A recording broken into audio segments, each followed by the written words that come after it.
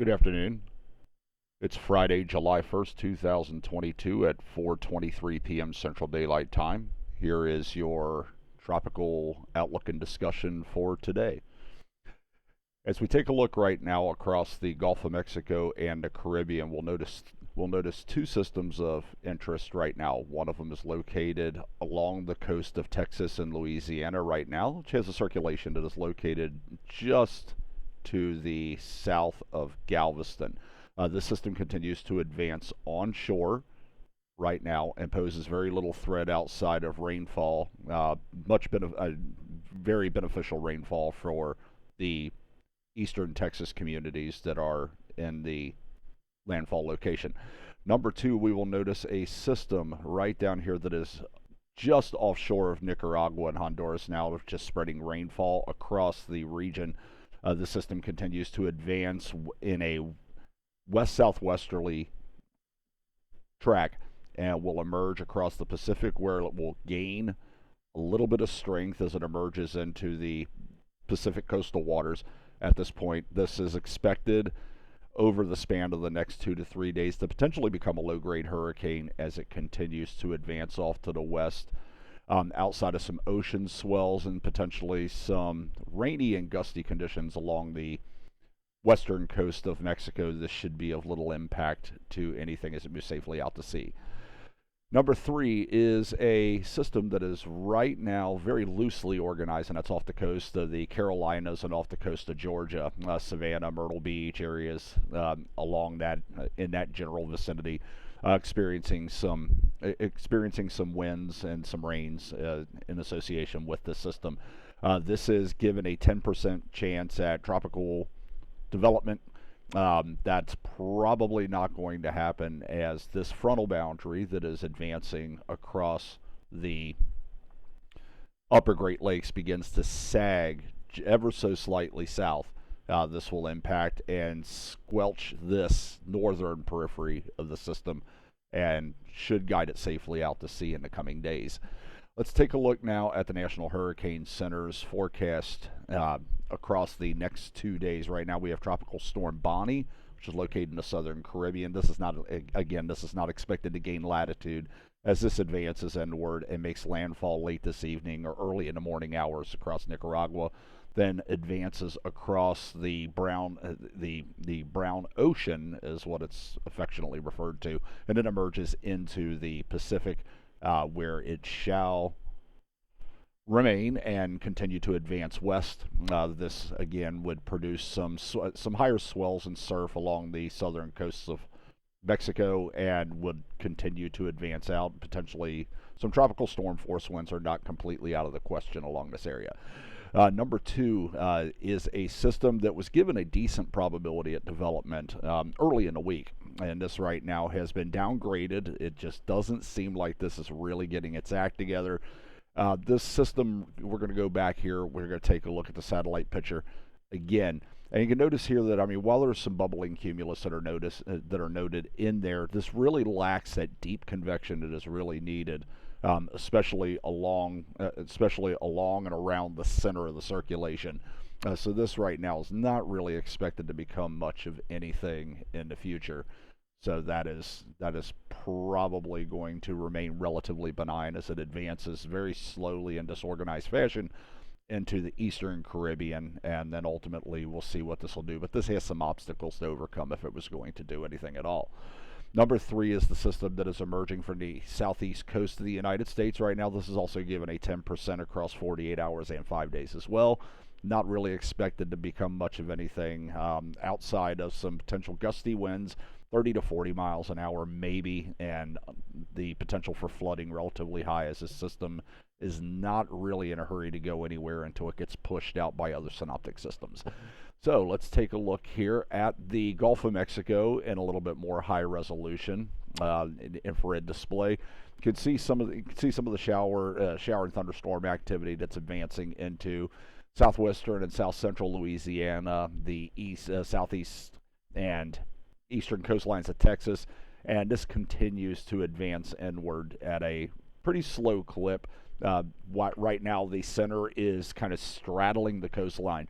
So this is really not expected to become much of consequence over the next 48 hours as this moves harmlessly inland and brings some beneficial rains again to central, southeastern Texas, and then into Louisiana, where the rain's really not needed, but looks like you're going to get into some of it anyway. So flooding concerns in this area, which is very well saturated from the spring activity and the preponderance of precipitation over these areas. Definitely something to keep your eyes on if you live in a flood-prone area. The other area of focus is over here off the coast of the Carolinas, and you can notice this real stiff westerly motion here. This is the boundary that I really think is going to. This is a pseudo boundary that I really think is going to impart its influences on the system, and this is really not going to translate into much of anything of concern. So advancing on, we're going to take a look at the sea surface temperatures across the Gulf of Mexico, and now everything seems to be primed and ready for what could potentially be a relatively active later tropical season. However, right now there's some obstacles working against tropical activity. So for your 4th of July in the upcoming week, looks like there's going to be not much in the way of concerns at all. Get out, get to the beach, enjoy those waters, spend time with family and friends, enjoy yourselves and be safe. But keep in mind that these temperatures are suitable right now should a system advance in there in the next coming weeks. But that's seeming, at least for the first portion of that, the first half of those upcoming weeks, looks relatively docile. So we're going to take a look here at the upper ocean heat content, and this is the energy that would be available to fuel any type of tropical systems that are able to advance into these areas, which could promote a rapid intensification or sustaining of intensity as they move into these regions. The upper oceanic heat content across the Caribbean continues to increase. This is associated with the Gulf Loop current, so that's relatively persistent through the season. And then we'll notice that the western Gulf of Mexico is really starting to see an uptick in the oceanic heat content. Again, nothing to be alarmed about at this time, as there's definitely a lack of mesoscale and synoptic systems getting into that area. So I really think any possibility of activity in any of these given regions that I have highlighted right in here is relatively low for the time being. Next on the agenda, we're going to take a look at the model outputs. We're going to take a look at the euro. This right here seems to be the more conservative of the bunch and seems to have a little bit more realistic grasp. We're going to advance this through the period. This goes out 240 hours, so this goes out about 10 days. And we take a look here and notice that there is nothing of any with any type of organization in the Gulf of Mexico or the Northern Caribbean, and that also extends into the Southern Caribbean as well. So this area, outside of just general daytime garden variety showers and thunderstorms along your coastal regions, sea breeze fronts that may produce showers and thunderstorms, really, in all honesty, any type of tropical development looks very unlikely at this stage of the game. Next stage of the equation, we're going to take a look at the GFS. This is a little bit more in the way of an ambitious model output, so really this here has a tendency to blow systems out of proportion. But as we take a look through this, and this is going to advance through 384 hours, which is 16 days. I believe it's 16 days if my math is correct. Like I said, I'm not on that one right now, but if you take a look here and watch through this model run as we advance through the middle parts of the month, this here seems like this here is also playing to much the same tune as the euro is, and not really reflecting anything of organization getting into these areas. So I really think there's not a lot to worry about as it comes down to it. Next, what we're taking a look at is the MJO, or the Madden-Julian oscillation. This here is a pretty good indicator on a synoptic scale of where the conditions would be a lot more favorable for tropical activity and tropical development. As you see right now, the Gulf of Mexico is located on all your maps right in this general area. And we take a look right here, and we notice that a positive MJO is in place right now and looks to persist through the coming week. That is suppressive for tropical systems. It's usually representative of more of a high-pressure regime that is not going to allow for any type of attendant development with respect to tropical systems. However, as we encroach on the middle of the month, We start to see a little bit of neutralization, and then the MJO starts to take a dip into the negative phasing. It looks like a neutral to negative MJO is in place for the end of the month. However, the middle of the month, we also take a look there, and we notice that there is a little bit of a dip in the MJO profile.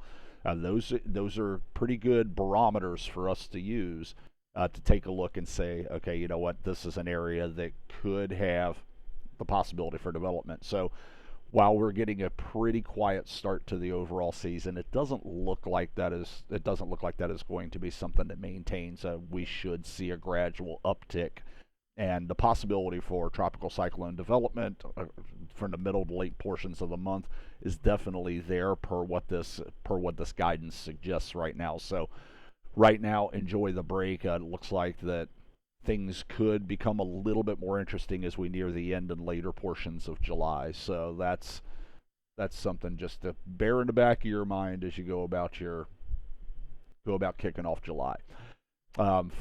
Next, what we're going to take a look at here is we're going to take a look, and this is the suppressor right now that we are dealing with when it comes down to the tropics. Right now, we'll notice in this that we still have a pretty low latitude placement with respect to the intertropical convergence zone, or as what we affectionately refer to in shorter abbreviated fashion as the ITCZ. This right here is what's also classified, the northern portion of this right in here is classified as the MDR, or the main development region, and this is the area we look for eastern and central Atlantic tropical cyclone development as these waves emerge off the western coast of Africa and into the warmer shelf waters, and then advance across the Atlantic. And these can get in here and gain latitude and then come into the southern Caribbean, at which point we really got to start watching those with eagle eyes, as they can really take on a life of their own here and then advance into the Gulf of Mexico. So those are some things just to kind of keep in mind if you're looking to kind of keep an eye on this yourself, not necessarily wait on me. That's perfectly fine as well. Now, next, what we're going to take a look at is we're going to dive in and we're going to take a look at the ensemble members. These are some pretty good guidance utilities to use that give an idea on what each model's members are suggesting as far as situational play out. But we're going to cover this a little bit more. This is a lot of robust Saharan dust. This is the Saharan air layer, or the SAL. We look at this to see what kind of drying influences the atmosphere possesses, which could squelch tropical development. And that is a very, very dense and thick SAL that is in place right now. So any of these little subtle waves, they have these little bursts of energy that kind of come out here, would start to take on with a cyclonic influence, would pull some of that dust in, wrap it around there, and would have a tendency to really bone out the system or dry it out and keep that from really taking on a life of its own and gaining intensity. So that's just something to kind of keep in mind, but that's also in association with a high pressure that is in place across the tropical Atlantic, the northern Atlantic, and that's serving as a guide. That's pulling some of that dust down there. That's why you're seeing this tonguing down here of the dust. And I mean, that's the catalyst behind that type of influence. So having this relatively dense and prominent SAL in place is really going to help keep tropical activity at a minima for at least the next week or two. So I really don't think there's a lot to really be keeping an eye on at this stage of the game.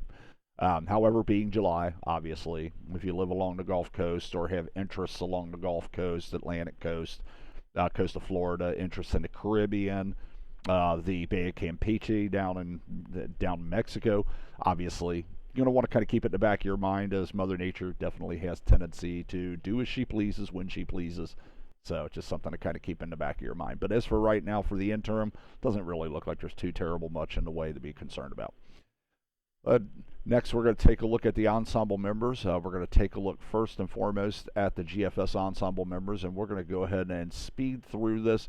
And notice these little pockets of low pressure. Those are what you want to look for if you're trying to find model members that are suggesting tropical development. You'll notice that there's a very distinct lack of those being represented in the areas that we like to keep an eye on.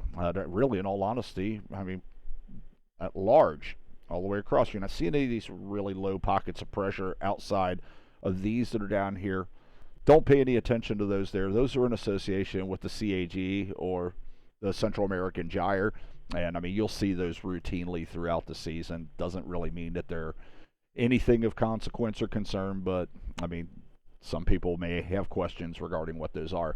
But the GFS, which again, as I stated, is the more ambitious model, even taking a look at this, I mean, look, there is absolutely nothing being suggested through the entire run period, extending all the way out to the 16th and 17th of July.